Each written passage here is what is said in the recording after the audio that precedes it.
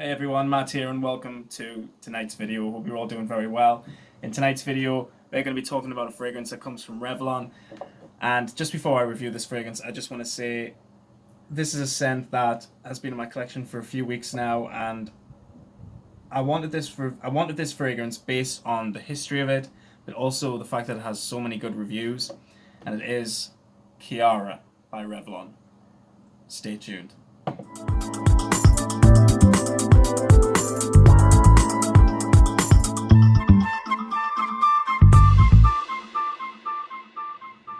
Thanks so much for staying tuned, guys. Now, as you guys know, I review all sorts of fragrances here on my channel. It's not often that people my age are reviewing fragrances like Ciara by Revlon, but I absolutely love this fragrance, and it really captivates the nostalgic side to fragrance, which I really like. It reminds me of my youth. It just reminds me of the smells that were around in my youth. This is a really nostalgic scent for that. It's really a classic fragrance from Revlon, and it did very well during its release. Now, the main accords for this are amber, balsamic, woody, sweet, smoky, leather, powdery, vanilla, warm, spicy, citrus. Those are the accords. While I'm doing this review for you guys right now, I don't just want it to be like I'm reviewing this feminine, dated fragrance, because this isn't that kind of fragrance. Now, yes, this was marketed for women, and in 1973, this would have been very feminine. I'm sure people nowadays would look at this fragrance and still call it a feminine fragrance. But in my opinion, this is more than a feminine fragrance. If anything, I think it's definitely unisex now. Because, with all the scents that are being released now, unisex, a lot of them have these like gender neutral smells. So this one to me is very gender neutral. It doesn't have a feminine smell to it. I mean, it might in the beginning, but the more this fragrance sits down on your skin, the more it turns into I'm not going to mention the note just yet, but the note that's in this that makes Revlon Ciara what it is amazing. So we're going to talk about the notes right now. But before I do, I just wanted to say as well that I wasn't able to find a perfumer. I don't know who created this, which is a shame, because to me this is one of the most unique perfumes that I've ever smelled in terms of an older fragrance. I think in the 1970s, a lot of the fragrances smelled the same. Of course, Revlon were very famous with... Whoops, sorry about that. They were very famous with Charlie, but they're both still available from the company. You can still get these widely available online. I'm not sure whether they are connected, though, whether they are part of a range or some sort of campaign or whatever. But Charlie, if you guys have ever smelled Charlie, I'm pretty sure, everyone's mothers or grandmothers would have worn this in the 1970s.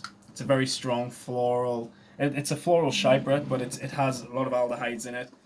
And I'm going to put the notes on the screen so that you guys can see them. I'm going to read the notes out. In the top, we have the note of raspberry. There's neroli, bergamot, and lemon. In the middle, we get Brazilian rosewood, ylang ylang, orris root, jasmine, and palmarosa, which is a... Palmarosa is a very... It's one of those notes that you don't get a lot, but apparently it creates like a rosy green kind of scent with sort of like vegetal elements to it. And in the base we get a popanax, incense, leather, vanilla, musk, and cedarwood. So this is...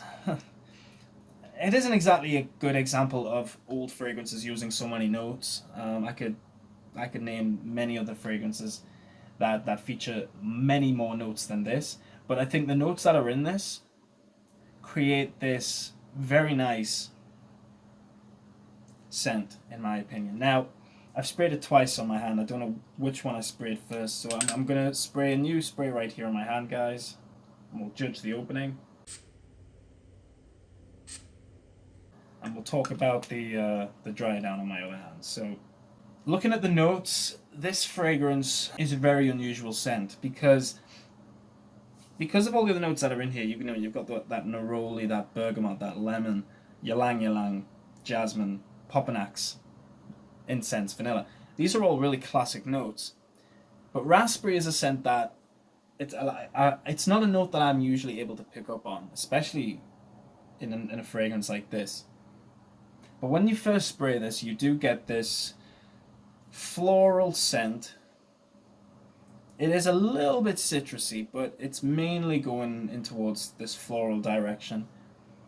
I would say that there is a bergamot in there. There is a tiny bit of lemon, which creates this citrus element, but it's floral at the same time. And I think that might actually be because of the neroli note. And I really like neroli because it's floral citrus. Really good stuff, especially when it's used well. Obviously, this isn't a dominant neroli fragrance like Tom Ford's Neroli Portofino or anything, or 711 by Maurer and Wirtz, but this one does have a very nice noticeable neroli, which I do like. Another thing that I would like to mention, I mean, obviously I'm talking about the smell, but I just want to also mention that when this fragrance was released in 1973, it came out with 3 different strength types. It came out with an 80 strength, 100 strength, and a 200 strength, which I'm guessing at the time would have worked like a cologne or an eau de toilette or eau de parfum kind of thing. So I'm guessing this would have been like the cologne strength, whereas the 100 strength would have been like an eau de toilette, and I'm guessing the 200 strength would have been maybe like an eau de parfum or a parfum pure. I don't know, but the way it works is very strange, and it's very interesting. Having looking it up, and how Revlon even came up with this theory, but the other strength types for Ciara are very rare. I've seen a few bottles of the 200 strength going for an awful lot of money. But in all fairness, this 80 strength type, whatever it's meant to, mean, doesn't mean that this is a weak fragrance. This stuff is strong. This stuff is nuclear. This stuff is a bomb. Which means if you spray this, anyone, and I'm not just talking about a woman, I think if anyone was to spray this, 1 spray is enough. And here's me spraying 2 on my hand.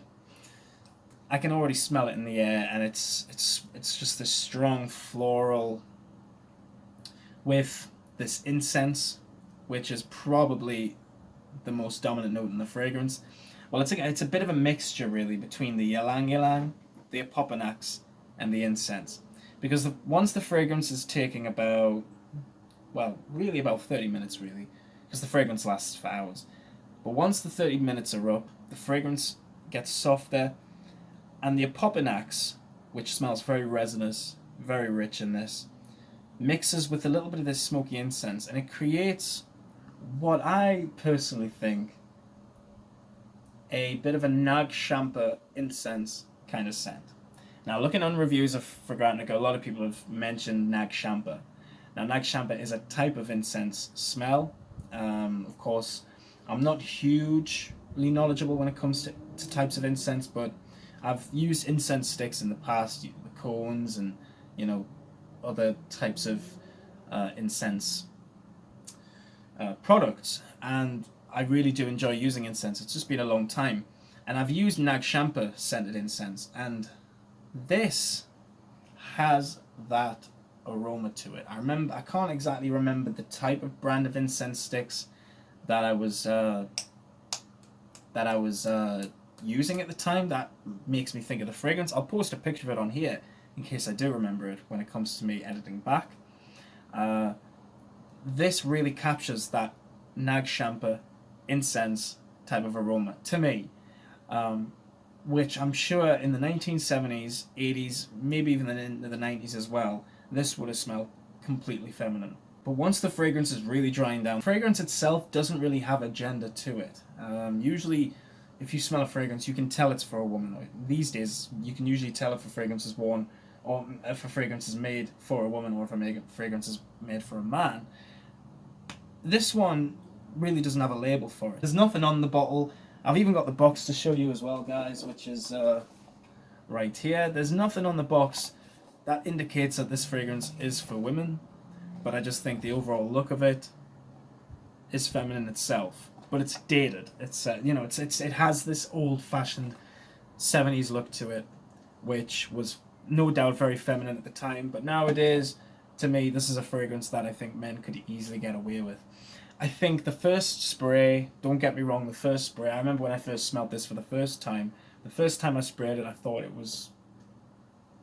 I didn't like it actually. I thought it was very feminine, and I thought, you know what, what's the point in me even having this? Because if it's going to be too feminine, I'm not going to end up wearing it, so what's the point in really me keeping a fragrance like this in my collection, especially if it costs next to nothing. Well, the only thing I can say is that I do like the smell of this, especially after that 30-minute mark. The fragrance turns into this lovely incense, which you don't get in fragrances, in all fairness. Usually when you come across an incense-based fragrance nowadays, there's other notes accompanying it, like oud or maybe leather or a citrus element of some sort. This, at first, had a bit of those citruses, but the fragrance itself is floral, it's powdery, it's balsamic.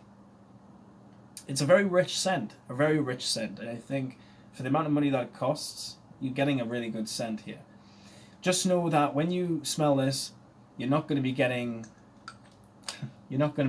a fresh fragrance like Dolce & Gabbana Light Blue for women, or any other fresh fragrances, maybe even like anything from Narciso Rodriguez.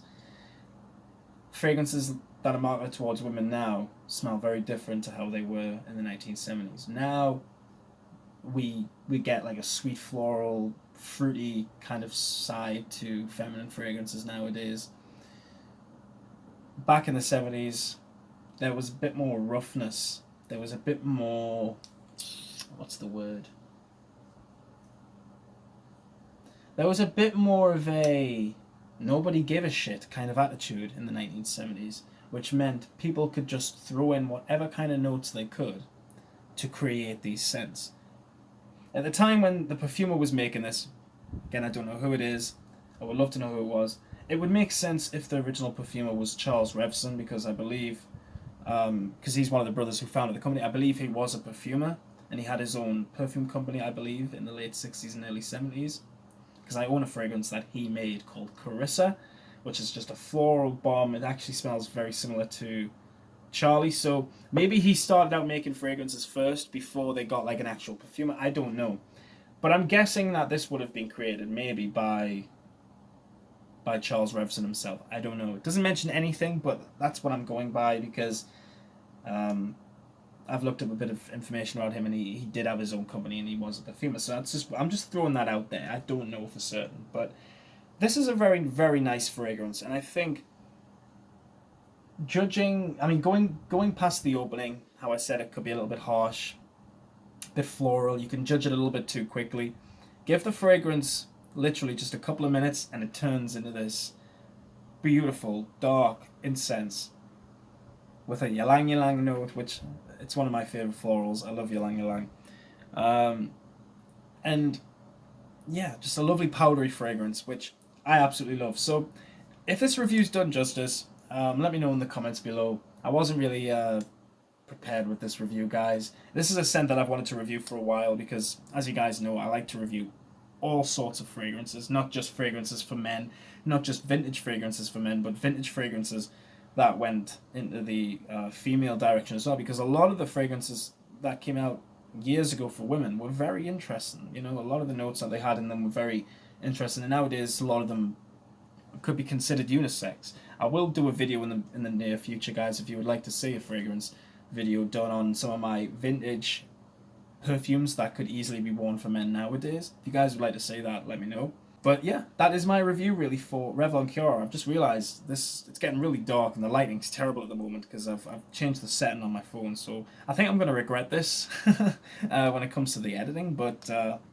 whatever. Hope you guys have enjoyed my review for this 1973 release fragrance of Ciara by Revlon. Thank you so much for watching my review for this. I know I haven't looked at it too much when it comes to the scent. I didn't talk about the marketing campaign. I didn't talk about other things like the face of the fragrance, who modeled for it, and stuff like that. I don't like to talk too much because, scent is the most important to me. Scent is the most important thing to me, and that's all I really care about. So, yeah, thank you all so much for watching this review. It really means a lot. Keep smelling good, and I will see you all in the next video. Thank you so much, guys.